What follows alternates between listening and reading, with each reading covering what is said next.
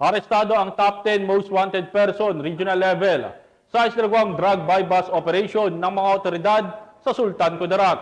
Patrolwoman Vina Morales sa report. Estado ang sinaguriang top 10 regional most wanted person sa isinagawang manhunt operation ng mga otoridad sa Barangay Calawag 1, Isulan, Sultan Kudarat.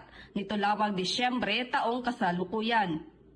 Kinilala ni Police Lieutenant Colonel Julius R. Malcontento, hepe ng Isulan Municipal Police Station, ang naaresto na si alias June, 23 anyos, walang asawa at residente ng nasabing lugar.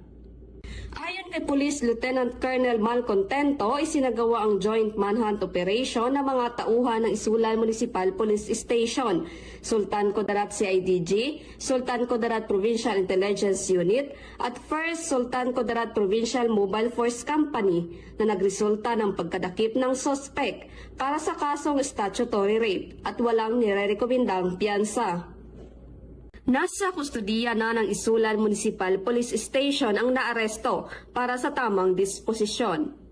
Ang matagumpay na operasyong ito ay bunga ng pagsisikap ng mga kapulisan upang maaresto ang mga taong may nakabinbin na kaso at magbayad sa batas. Ito rin ay pagkamit ng hustisya sa mga taong naging biktima ng krimen.